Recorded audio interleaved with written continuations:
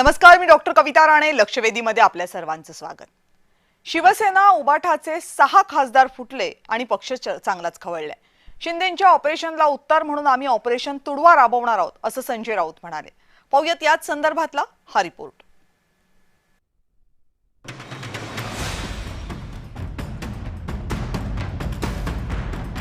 चार वर्षात शिवसेना उबाठामध्ये दुसऱ्यांदा फूट पडली आहे. 6 खासदारांनी पक्षाला रामराम केल्यावर संजय राऊतांची चांगलीच आगपाखड सुरू आहे.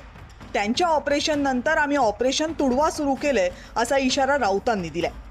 आता आमचं ऑपरेशन तुडवा सुरू होणार. काय ऑपरेशन तुडवा? ऑपरेशन काय काय ते टायगर असले ते असे लपणारे लोक काय टायगर असतात काय? टायगर का असं गुहेत लपतो काय? आम्ही टायगर आहोत, आम्ही म्हणतो तुडवू म्हणून. पण वंदनीय शिवसेना प्रमुखांनी पण जाहीरपणे सांगितलं होतं ना, यापुढं एखादा खासदार आमदार फुटला तर बेलाशक त्याला रस्त्यात तुडदवा, कायदेची पर्वा करायची नाही पण त्याला रस्त्यात तुडदवा, हा सुद्धा बाळासाहेबांचा विचार. उबाठाच्या या धमक्यांना शिवसेना आणि भाजपनं जशास तसं उत्तर दिले. तुमच्या आमदार खासदारांना तुमच्याबरोबर राहायचं नाही. अच्छा, हे काय संपलेलं नाही, अजूनही रांग आहे उबाटामधून बाहेर पडायची. हा काय शेवटचा टप्पा नाहीये, म्हणून बोलताना काहीतरी भान ठेवा. संजय राऊत, तुम्ही जे बोलताय म्हणजे शिवराळ भाषेत तुमची भाषा घसरते आहे. आता मला तुमच्याबद्दल काही बोलायचं नाही, तर मला बोलायला खूप गोष्टी आहेत, पण मला त्याबद्दल काही बोलायचं नाही. पण तुमच्या अशा बोलण्यामुळे या शिवसेनेचा रास होत चाललेला उबाठाचा. मुळात या फुटीला जबाबदार कोण यावर चर्चा सुरू आहे. कुणी म्हणतात स्वतः उद्धव ठाकरे जबाबदार आहेत, तर कुणी दोष भाजपला देते. आमदार खासदार एका पक्षावर निवडून येतात आणि पैशाची प्रलोभनं दाखवल्यावरती ताबडतोब जो पेजेला दही त्याच्या शेजेवर जातात. ही जर प्रवृत्ती महाराष्ट्रात वाढत राहिली तर एक महाराष्ट्राची जी परंपरा आहे त्या परंपरेचा गुलपिठा झालेला आहे आणि ते करण्यामागे भारतीय जनता पक्षाचं योगदान आहे. एक मात्र नक्की, शिंदेंच्या ऑपरेशन टायगरमुळे 2029 साठीची अनेक समीकरणं बदलली आहेत, खास करून महायुतीमधली. कारण शिवसेनेच्या खासदारांचा आकडा आता 7 वरून 13 वर गेलाय. नजीकच्या काळात जर उबाठाचे आमदारही फुटले तर विधानसभेत शिंदेंच्या आमदारांची संख्या 70च्या पार जाऊ शकते. तसं झालं तर महाराष्ट्रात भाजपची डोकेदुखी वाढणार, हे मात्र नक्की. ब्युरो रिपोर्ट, जय महाराष्ट्र. आता उबाठा गटातील 6 खासदारांनी एकनाथ शिंदे यांच्या पक्षामध्ये प्रवेश केल्यानं राज्याच्या राजकारणामध्ये नव्या समीकरणांची चर्चा सुरू झाली. या घडामोडींमुळे शिंदेंचं राजकीय वजन आणखी वाढल्याचंही मानलं जाते. राजकारणातल्या त्यांच्या वाढत्या प्रभावावर पुन्हा एकदा शिक्कामोर्तब झाले. शिवसेनेतल्या अंतर्गत संघर्षापासून मुख्यमंत्री पदापर्यंत आणि त्यानंतर उपमुख्यमंत्री म्हणून सत्तेमध्ये प्रभाव कायम राखण्यापर्यंतचा शिंदेंचा प्रवास हा महाराष्ट्राच्या राजकारणातला एक महत्त्वाचा अध्यायही मानला जातो. राजकीय प्रवासाच्या दृष्टीनं पाहायचं तर एकनाथ शिंदेंची वाटचाल उल्लेखनीय ठरली आहे. 2014 मध्ये राज्य मंत्रिमंडळात फक्त एक मंत्री म्हणून कामकाज सांभाळणारे शिंदे पुढच्या काही वर्षात पक्ष संघटना आणि सत्ताकारणातील महत्त्वाचे केंद्रबिंदू बनले. 2022 मध्ये त्यांनी घडवून आणलेल्या राजकीय उलथापालथीनंतर मुख्यमंत्री पदाची धुरा त्यांच्या हाती आली आणि राज्याच्या सत्तेच्या केंद्रस्थानी ते विराजमान झाले. मग 2024च्या विधानसभा निवडणुकांनंतर सत्ता समीकरणात बदल झाला असला तरी शिंदेंचं महत्त्व कमी झालं नाही. उलट उपमुख्यमंत्री पद स्वीकारत त्यांनी राज्याच्या सत्ताकारणात आपलं प्रभावी स्थान कायम ठेवलं.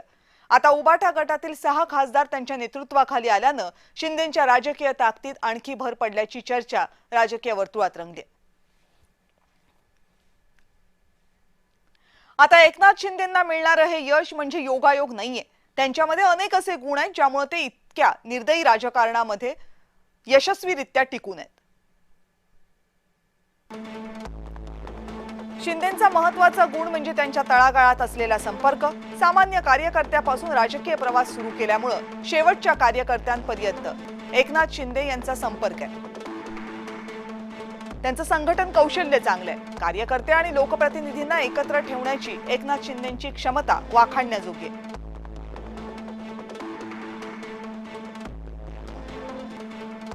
मतदारसंघामधल्या लोकांशी त्यांचा सातत्यानं संपर्क असतो. त्यांची हीच शैली त्यांच्या मतदारसंघामध्येच नाही तर शिवसेनेच्या सगळ्या मतदारसंघांमध्ये त्यांना फायद्याची ठरली.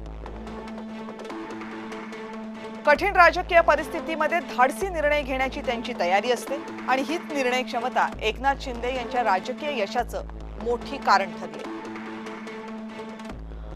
त्यांचा स्वभाव संयमी आहे. गेल्या 4 वर्षात उद्धव ठाकरेंवर एकदाही त्यांनी खालच्या पातळीवरची टीका केली नाही.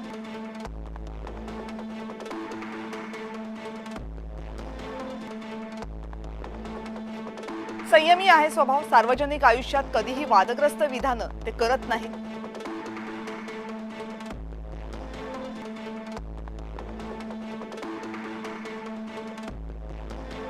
प्रशासकीय अनुभव चांगला आहे. मंत्री, मुख्यमंत्री आणि उपमुख्यमंत्री म्हणून विविध खात्यांचा अनुभव घेतलाय, त्यामुळे प्रशासनावरही पकड आहे.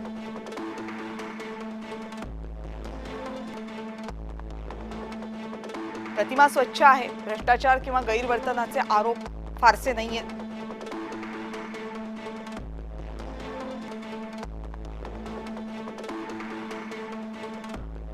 कुणाशीही सहज बोलतात, लोकांमध्ये मिसळतात अशी त्यांची प्रतिमा आहे.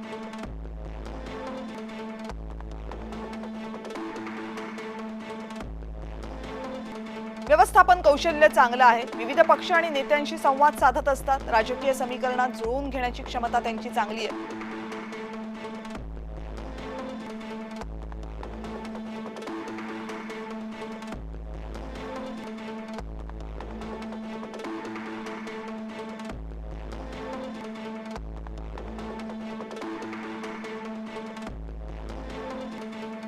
परिश्रम घेतात. दीर्घकाळ संघटना आणि प्रशासनामध्ये सक्रिय राहून काम करण्याची कार्यशैली आहे.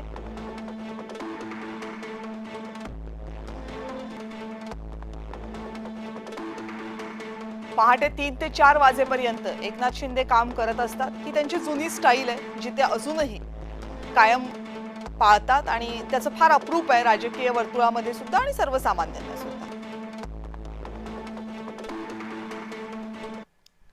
एकनाथ शिंदेंच्या राजकारणाचा एक वेगळा बाजही आहे, तेही पाहूया. सातत्यानं काम करत राहणं हे एकनाथ शिंदेंच्या कामाचं वैशिष्ट्य आहे. सारखे दौऱ्यावर असतात. सरकारी किंवा पक्षाच्या बैठका सातत्यानं घेतच असतात. जनतेला काम करणारा माणूस आवडतो. ते सतत धडपड करताना दिसतात.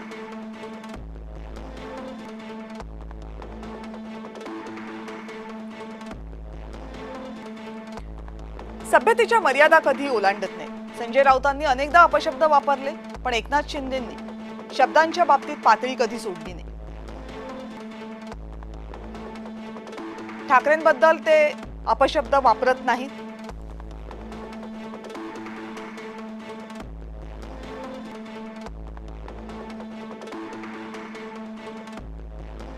भाषा कायम विकासाची असते. जनतेसाठी काय केलं, काय करता येईल, सरकारच्या काय योजना आहेत, कशा राबवल्या जातात, याबद्दल ते सातत्यानं बोलत असतात. भूतकाळात कुणी कसं काहीच केलं नाही, मी एकट्यानं विकास केला असा त्यांचा सूर कधीच नसतो.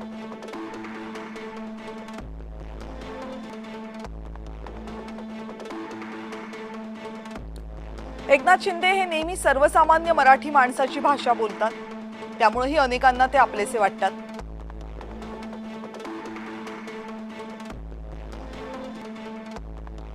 नेहमी उपलब्ध असतात. सर्वसामान्य कार्यकर्ता सुद्धा एकनाथ शिंदेंना भेटू शकतो अशी जनतेमध्ये त्यांची प्रतिमा आहे. त्यामुळेच त्यांच्या निवासस्थानी असो किंवा मंत्रालयामध्ये सातत्यानं लोकांची रीघ असते. मोठमोठी पदं आल्यावर सुद्धा शिंदे जमिनीवर राहिले असं अनेकांना वाटतं, कारण ते कायम उपलब्ध असतात.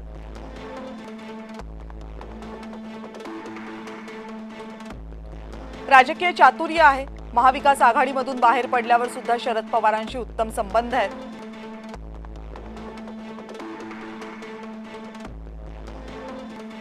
भाजपचे क्रमांक 2 चे नेते अमित शहा यांच्याशी चांगले संबंध आहेत.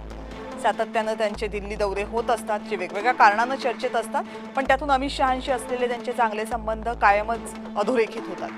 अजित पवार हयात असताना त्यांच्याशी कधीही जाहीर वादावादी झाली नाही.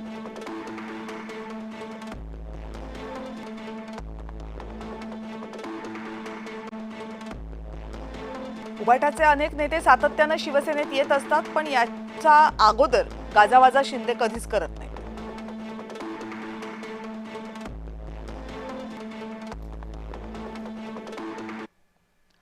राजकीय विश्लेषक उमेश घोंगडे यांनी याबाबतची काय प्रतिक्रिया दिली आहे, कसं विश्लेषण केले पाहूयात. याच्यामध्ये जसा एकनाथ शिंदेचं चातुर्य, लोकांमध्ये राहणं, सतत धडपडत राहणं, लोकांना आपलंसं करणं, खासदार आमदारांना, कार्यकर्त्यांना, संघटनेतल्या लोकांना आपलंसं वाटावं अशा पद्धतीचं काम करणं, ही जी एक त्यांची भूमिका, त्यांचं धोरण आहे. त्यापेक्षाही मला असं वाटतं की उद्धव ठाकरेंची जी एक मानसिकता आहे, ज्याला आपण मानसिकता या अर्थानं म्हणतोय की आपल्या सोबत, आपल्या पक्षात, आपल्या संघटनेत असलेल्या माणसांना ज्या पद्धतीनं जीव लावायचा असतो, त्यांची काळजी करायची असते, जी एकनाथ शिंदे करतात, त्या पद्धतीची लीडरशिप ही उद्धव ठाकरेंनी करायची खरं तर गरज होती आणि आहे. मात्र अशी अडचण आहे की ते ठाकरे या नावातनं बाहेर पडत नाही आहेत आणि जनरेशन बदलते, राजकारणातले लोक बदलतात, लोकांच्या अपेक्षा बदलतात, त्याप्रमाणे आपण बदलायला हवं हे मला वाटतं उद्धव ठाकरेंच्या पचरी पडत नाही आहे. ते बाळासाहेब ठाकरेंच्या पद्धतीनं काम करायचा प्रयत्न करतात, पण बाळासाहेब ठाकरे होते. बाळासाहेब ठाकरेंची बरोबरी कोणी करू शकत नाही. काळाप्रमाणे बदलायला हवं हे ज्या दिवशी उद्धव ठाकरेंना कळेल, अर्थात ते कळायला सुद्धा खूप उशीर झाला आहे, कारण बऱ्यापैकी एकनाथ शिंदेनी त्यांची शिवसेना खऱ्या अर्थानं पळवलेली आहे. केवळ 40 आमदार नव्हे तर 40 ते त्यांनी 57 केले. हे आता पुन्हा खासदार घेऊन गेले, लोकसभेला खासदार जिंकून आणले. यातनं खरं तर उद्धव ठाकरेंनी शिकण्याची गरज आहे, ना की संजय राऊत आणि उद्धव ठाकरेंनी मिळून एकनाथ शिंदेंना शिव्या घालणं, गेलेल्या खासदारांना गद्दार म्हणणं. यातनं काही साध्य होणार नाहीये. पक्ष टिकवायचा असेल, वाढवायचा असेल, पुन्हा काही सुवर्णकाळ आणायचा असेल तर त्यांनी एकनाथ शिंदेंकडनं शिकलं पाहिजे. तशी वेळ खरं तर त्यांच्यावर आता आलेली आहे. 6 खासदार पक्ष सोडून गेल्यामुळे उबाठाला आणखी एक धक्का बसला हे खरं आहे, पण ठरवलं तर संकटात संधीही शोधता येते. निवडणुकांना 3 वर्ष शिल्लक आहेत. जनतेत जाऊन पाठिंबा मिळवण्याची वेळ अजूनही गेलेली नाहीये. आदित्य ठाकरेंसाठी मोठी संधी आहे. वय त्यांच्या बाजूने आहे, तरुणांचं त्यांच्याकडे लक्षही असतं. गरज आहे ती मेहनत आणि सातत्याची. ते सातत्य आदित्य ठाकरे यांच्यात अजूनही दिसत नाहीये. दौरे करतात पण त्यांची इच्छा असते तेव्हा. पण आता असं चालणार नाही, कारण एकतर आधीपासूनच शिवसेनेची ताकद ही महाराष्ट्राच्या प्रत्येक तालुक्यात नाहीये. हे सत्य आहे. मुंबई, ठाणे, कोकण आणि मराठवाड्यामध्ये शिवसेनेची पकड चांगली आहे, पण मध्य महाराष्ट्र आणि संपूर्ण विदर्भात ताकद तितकी नाहीये. त्यात भर पडली ती 2022 पासून सुरू असलेल्या गळतीची. त्यामुळे आता तर पक्ष बांधणीची गरज आणखी वाढली आहे.